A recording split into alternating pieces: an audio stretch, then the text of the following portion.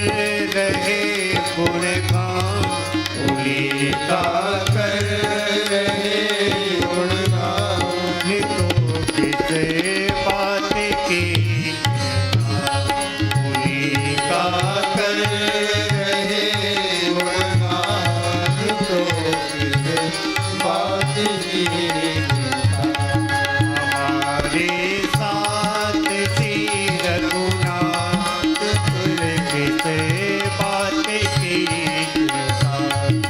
हमारे साथ श्री रघुनाथ किस बात की तो फिर किस बात की चिंता। तुम्हें किस बात की चिंता। हमारे साथ श्री रघुनाथ, फिर किस बात की चिंता। जीवन में भक्ति का रस आ जाए तो न वांछति न शोचति। जीव सोचता है। आज विश्व की जो सबसे बड़ी बीमारी हो गई, क्या बीमारी? बोले टेंशन, और उसका परिणाम बोले डिप्रेशन। डिप्रेशन की लोग दवा खाते हैं, बड़े बड़े मानसिक डॉक्टरों के पास इलाज कराने जाते हैं। लेकिन मैं कहता हूं डिप्रेशन के लिए, मानसिक इलाज कराने के लिए कहीं जाने की जरूरत नहीं। भगवान की कथा सुनो, जीवन का सारा डिप्रेशन चला जाए, सारा डिप्रेशन चला जाएगा। डिप्रेशन होता क्यों? सोचने के कारण तो ही होता है। रात दिन हम सोचते रहते हैं ये ठीक कर लें, ये कर लें, ऐसा हो, ऐसा क्यों नहीं हुआ। यही कारण डिप्रेशन। क्यों सोचते हैं? क्या कर पाओगे सोचकर? इस बात को सोचो कि तुम्हारे सोचने से क्या होने वाला है। और जिस दिन ये बात समझ में आ जाएगी, दुनिया का सारा डिप्रेशन खत्म। कोई डिप्रेशन नहीं, आनंद। न सोचती न वांछति न द्वेष्टि, फिर किसी से तुम्हारा द्वेष भी नहीं होगा। आज संसार में किसी का किसी से द्वेष है, क्यों? भक्ति नहीं। व्यक्ति सोचता है शायद इनके कारण मेरा काम बिगड़ रहा है, इस कारण से द्वेष होता है।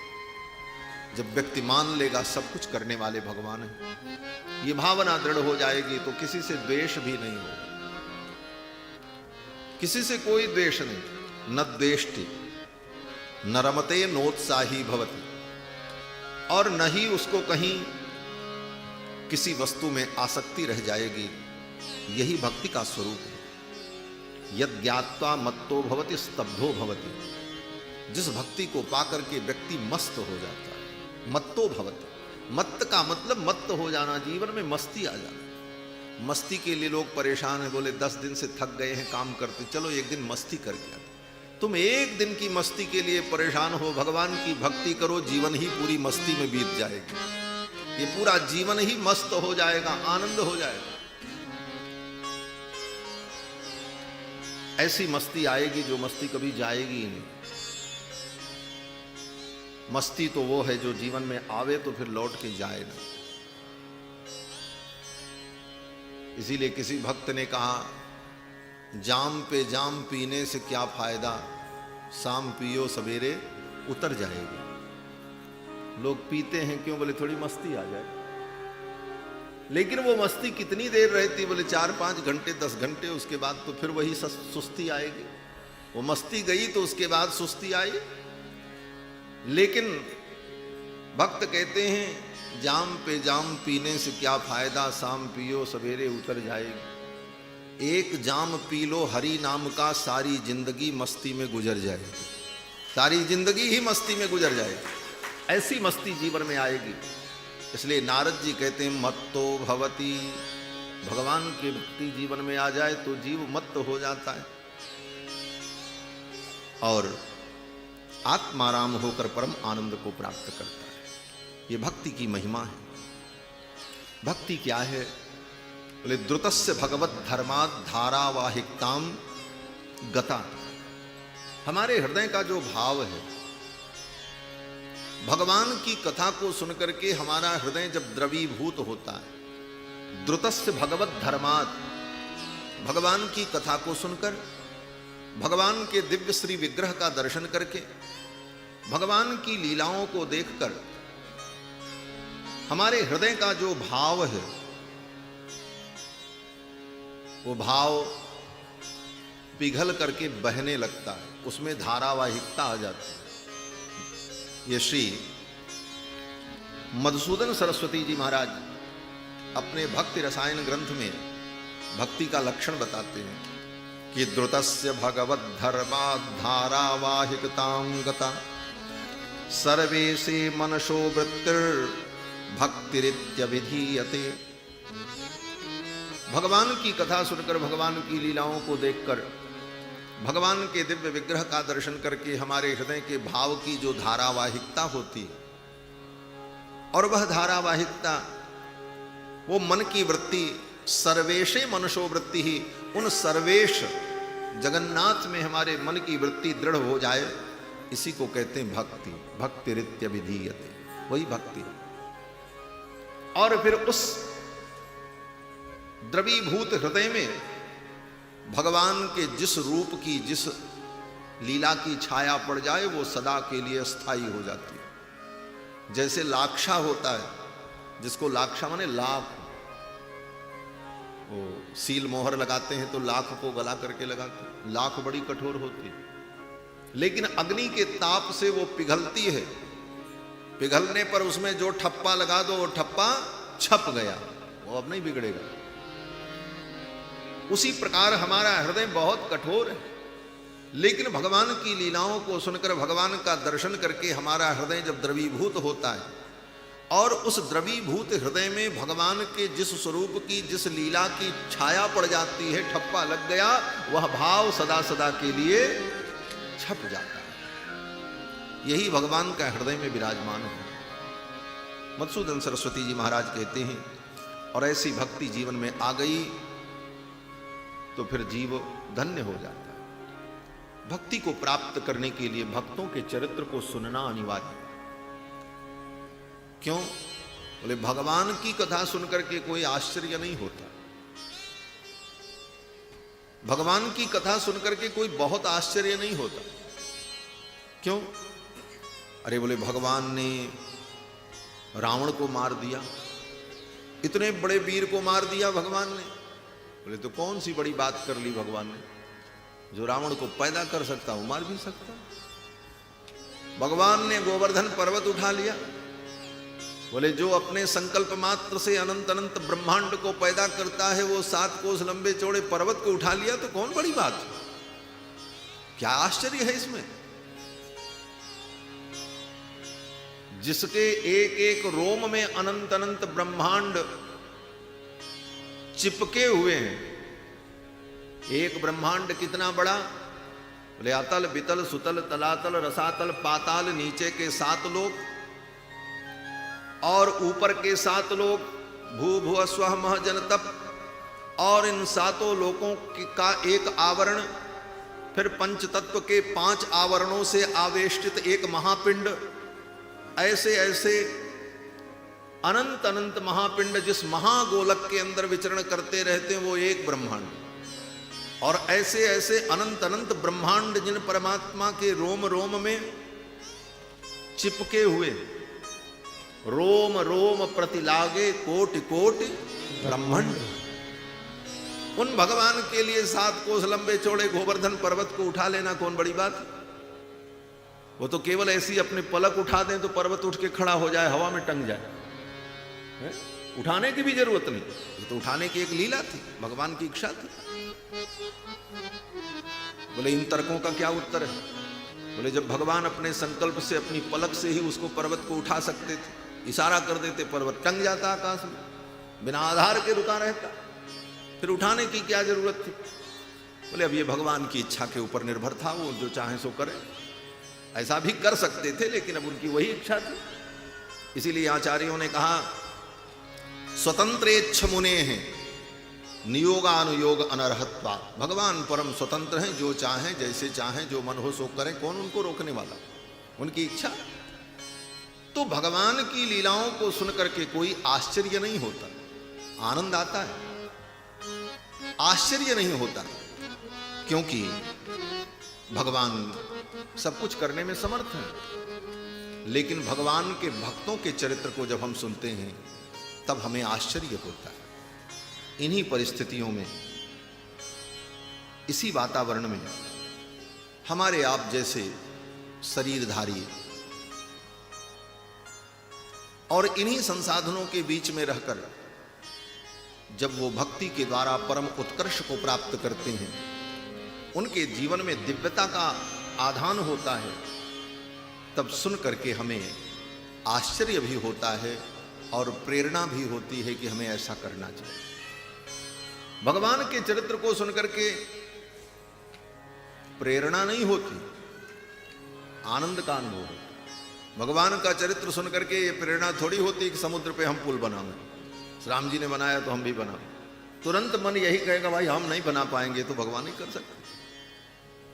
भगवान ने गोवर्धन उठाया, ये सुनकर के प्रेरणा नहीं होती कि हम भी कोई पर्वत उठाने का प्रयास करें, बोले उठा ही नहीं सकते, प्रेरणा नहीं होगी, आनंद होगा।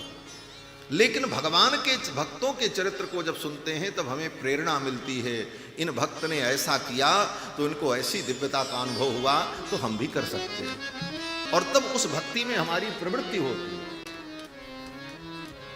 और तभी भक्ति में हम प्रवृत्त होकर भगवान के स्वरूप का हम अनुभव करते हैं। इसीलिए श्री नाभादास जी कहते हैं, प्रेम करने योग्य तो दो ही हैं, प्रेम करना है तो दो लोगों से करो बस। भजिबे को दोई सुघर, कहे हरिदास।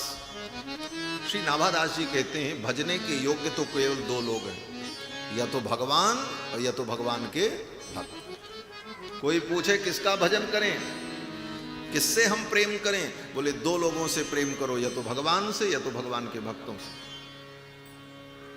क्यों, बोले दुनिया में और बाकी जो कुछ है उन सब के प्रेम में स्वार्थ है, और निस्वार्थ प्रेम अगर कोई करने वाला इस दुनिया में है तो यह भगवान है या तो भगवान के भक्त, तीसरा कोई नहीं। हेतु रहित जग जुग उपकारी, तुम तुम्हार सेवक असुरारी।